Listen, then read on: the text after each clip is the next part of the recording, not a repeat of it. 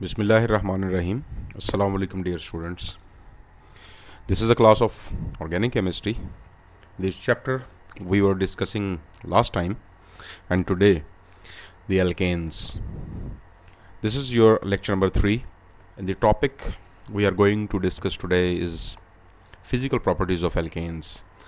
And I'm your teacher, Professor Sharjeel Sheikh.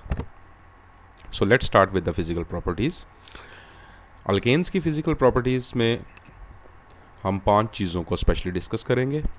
एक होगी इनकी फ़िज़िकल स्टेट्स, दूसरा पॉइंट होगा boiling points, then melting points, उसके बाद सॉल्युबिलिटी कि ये डिज़ोल्व किस चीज़ में होते हैं, और लास्ट डेंसिटी कि अगर ये किसी भी सॉल्युबल कंपाउंड में किसी भी सॉल्वेंट के अंदर डिज़ोल्व अगर हो जाते हैं तो फिर अल्केन्स वहाँ पर बिहेव क्या करते हैं, सरफेस पे फ्लोट करते हैं, सस्पेंडेड फॉर्म में रहते हैं, बॉटम में चले जाते हैं या डिज़ोल्व हो जाते हैं। So let's first start with the physical states. Physical states में जो अल्केन्स जिनके अंदर कार्बन की तादाद 1 से लेकर 4 तक होगी उनकी फ़िज़िकल स्टेट गैस होती है। हम अमूमन जो सुई गैस या जिसको हम मीथेन गैस कहते हैं वो उसके अंदर एक कार्बन होता है। इसी तरीके कार से हमारे पास अगर कार्बन 2 वाला कोई इथेन होगा कंपाउंड तो वो भी गैशियस फॉर्म में होगा। प्रोपेन एंड ब्यूटेन ये भी गैशियस फॉर्म में होंगे।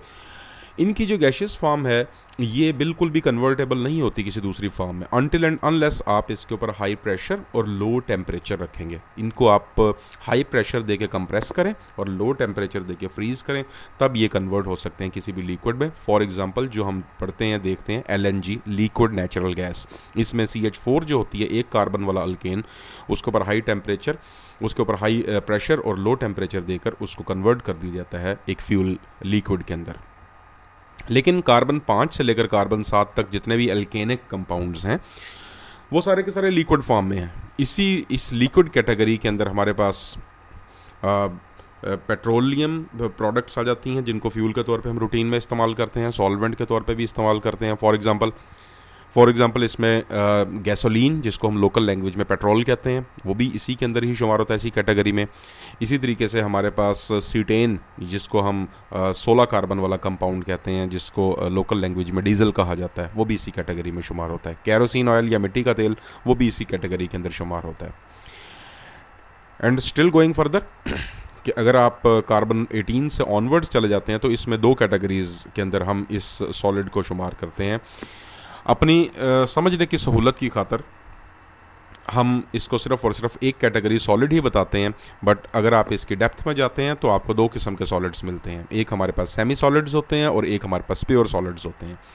सेमी सॉलिड कार्बन 18 से लेकर कार्बन 40 तक जाते हैं और जो प्योर सॉलिड्स हैं वो कार्बन 41 से लेकर ऑनवर्ड्स जाते हैं।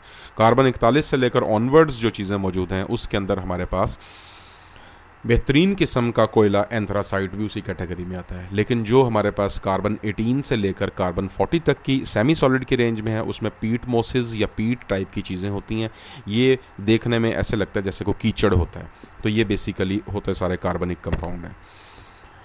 नेक्स्ट इनकी फ़िज़िकल स्टेट्स के बाद फ़िज़िकल स्टेट का एक चेन के साथ या ब्रांच जो चेन है, स्ट्रेट चेन या ब्रांच चेन, उनके साथ इनका क्या अमल दखल, उनके साथ इनका क्या रिलेशन बनता है उसको हम देखते हैं। सबसे पहले स्ट्रेट चेन कंपाउंड्स अगर होंगे तो इनके अंदर स्मूथ ग्रेजुएशन होगी इनकी फ़िज़िकल प्रॉपर्टीज़ के अंदर, जैसा कि अभी हमने प्रीवियसली पढ़ा। इसी तरीके से अगर चेन के अंदर अगर आपको एक साइड पे कोई चेन या साइड पे कोई ब्रांच दिखाई देती है तो फिर इस साइड ब्रांच की वजह से एब्रप्टनेस या इरेगुलरिटीज़ आ जाती हैं फिज़िकल प्रॉपर्टीज़ में। तब ट्रेंड इनका बिल्कुल स्मूथ नहीं रहता, इसका ट्रेंड बिल्कुल एब्रप्ट हो जाता है। इसमें फिर एक्सेप्शनल केसेस आना शुरू हो जाते हैं। बॉइलिंग पॉइंट का जहाँ तक ताल्लुक है, बॉइलिंग पॉइंट में जो स्ट्रेट चेन हाइड्रोकार्बन्स होते हैं उनका सरफेस एरिया हमें ज़्यादा दिखाई देता है। जब सरफेस एरिया उनका ज़्यादा होगा तो उस तमाम के तमाम मैक्सिमम सरफेस एरिया में इंटरमॉलिक्यूलर फोर्सेस जो होंगी वो भी ज़्यादा होंगी। अगर इंटरमॉलिक्यूलर फोर्सेस ज़्यादा होंगी तो इंटरमॉलिक्यूलर फोर्सेस को ब्रेक करने के लिए एनर्जी भी ज़्यादा लगेगी। एनर्जी जब ज़्यादा लगेगी तो टेम्परेचर ज़्यादा देना पड़ेगा। टेम्परेचर ज़्यादा देर तक अगर आप ज़्यादा टेम्परेचर देते रहेंगे तो लामहल्ला तौर पर बॉइलिंग पॉइंट इंक्रीज़ हो जाएगा। लेकिन ऐसा कुछ नहीं होता अगर ब्रांच एग्जिस्ट करना शुरू कर दे। अब आप ये देखें कि ये भी 4 कार्बन वाला कंपाउंड है, इसमें कार्बन और हाइड्रोजन की तादाद इस 4 कार्बन वाले कंपाउंड के कार्बन और हाइड्रोजन की तादाद के बिल्कुल बराबर है। लेकिन सरफेस एरिया कम हो जाने की वजह से इंटरमॉलिक्यूलर जो इनकी अट्रैक्टिव फोर्सेस हैं वो घट गई हुई हैं। इसमें आप ये देखें कि ये कार्बन पार्टिसिपेट नहीं कर रहा, उसके सामने ये फ्रंट का कार्बन है, ये बॉन्डिंग के अंदर पार्टिसिपेट करता है दूसरे कार्बन के साथ। इसी तरीके से ये रेयर कार्बन, ये छुपा हुआ पीछे कार्बन है, ये भी बॉन्डिंग के अंदर पार्टिसिपेट नहीं कर रहा। तो इस तरह की ब्रांचिंग की वजह से कुछ कार्बन जो होते हैं वो फिर इंटरमॉलिक्यूलर अट्रैक्टिव फोर्सेज के अंदर पार्टिसिपेट नहीं कर पाते, जिसकी वजह से हमारे पास ओवरऑल इंटरमॉलिक्यूलर फोर्सेज का इंपैक्ट कम हो जाता है, लिहाजा बॉइलिंग पॉइंट कम हो जाएगा। इसका बॉइलिंग पॉइंट कम है, इसका बॉइलिंग पॉइंट ज़्यादा है। ऑन द सेम लाइंस हम बॉइलिंग पॉइंट को चेन लेंथ से भी डिस्क्राइब या डिस्कस कर सकते हैं, यानी चेन लेंथ का भी बॉइलिंग पॉइंट के ऊपर असर होता है। यानी चेन लेंथ अगर ज़्यादा होगी तो सरफेस एरिया ज़्यादा होगा, इंटरमॉलिक्यूलर फोर्सेस ज़्यादा होंगी, बॉइलिंग पॉइंट भी ज़्यादा होगा उसका, as compare to the shorter chain length compound. जिन कंपाउंड की चेन लेंथ कम होगी उन कंपाउंड के अंदर सारे के सारे ये पैरामीटर्स अप की बजाय डाउन या डिक्रीजिंग या नेगेटिव इंपैक्ट शो करेंगे, लिहाजा इस कंपाउंड का बॉइलिंग पॉइंट कम और दूसरे वाले कंपाउंड का बॉइलिंग पॉइंट ज़्यादा है।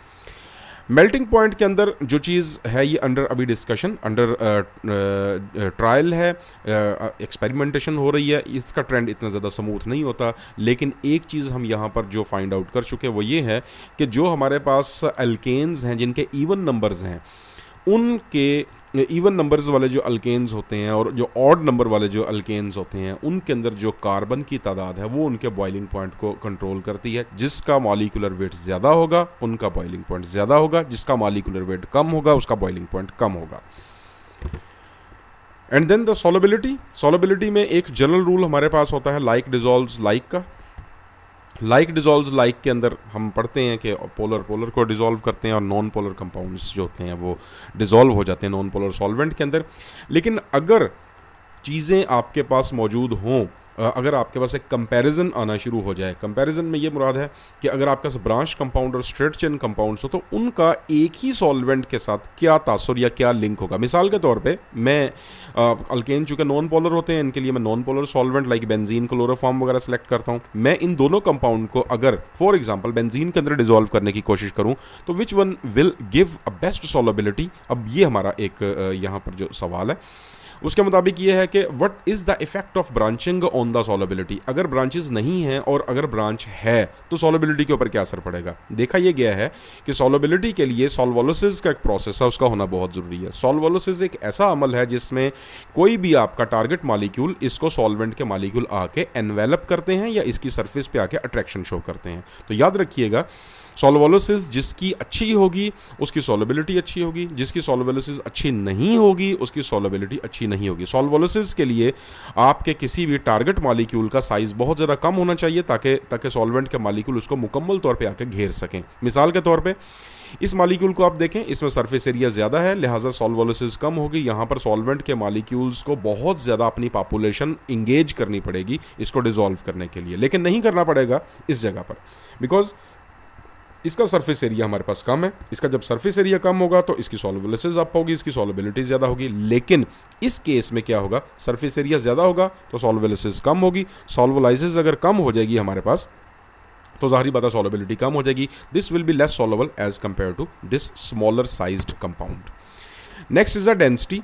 डेंसिटी को हम अपनी प्रीवियस क्लासेस के अंदर पढ़ते हैं as a formula mass per unit volume की फॉर्म में। तो इसका मतलब ये हुआ कि अगर वॉल्यूम किसी चीज़ का डेंसिटी के साथ रिलेट किया जाए तो इनका इन्वर्स रिलेशन बनता है। इन्वर्स रिलेशन में हम ये पढ़ते हैं कि अगर वॉल्यूम किसी भी मॉलिक्यूल का इंक्रीज़ होता है, जैसा कि स्ट्रेट चेन का वॉल्यूम इंक्रीज़ होता है as compare to the branch chain, तो इसके अंदर एक्सपेंशन बहुत ज़्यादा है तो इट विल नो डाउट इसकी डेंसिटी डिक्रीज़ होना शुरू हो जाएगी एंड वाइस वर्सा। जितनी ज़्यादा ब्रांचेज होंगी उतना मॉलिक्यूल कॉम्पैक्ट होगा। स्ट्रेटनेस अगर होगी, ब्रांचेस अगर नहीं होंगी तो कॉम्पैक्टनेस नहीं होगी। जब कॉम्पैक्टनेस नहीं होगी, फैलाव ज़्यादा होगा, सुकड़ाव बहुत ज़्यादा कम होगा, तो तब हम ऑब्जर्व करेंगे कि वॉल्यूम तो बढ़ गया हुआ है और वॉल्यूम इंक्रीज होना फार्मूले के तहत बताएगा कि डेंसिटी डिक्रीज है। इस तरह के मॉलिक्यूल सरफेस पे फ्लोट करेंगे और इस तरह के मॉलिक्यूल की डेंसिटी बहुत ज़्यादा होगी और ये अमूमन सस्पेंडेड फॉर्म में यानी लिक्विड की बॉडी के अंदर चले जाएंगे या फिर अपने सॉल्वेंट की बॉटम में चले जाएंगे या फिर अपने सॉल्वेंट के अंदर जो होगी बेस्ट डेजोल्यूशन वो देने की कोशिश करेंगे। Thank you so much for your attendance. आप लोगों का फीडबैक, आप लोगों की क्यूरीज और आप लोगों के कमेंट्स को इंशाल्लाह ऑनर किया जाएगा। अपना बहुत सारा ख्याल रखिएगा। अल्लाह हाफिज़।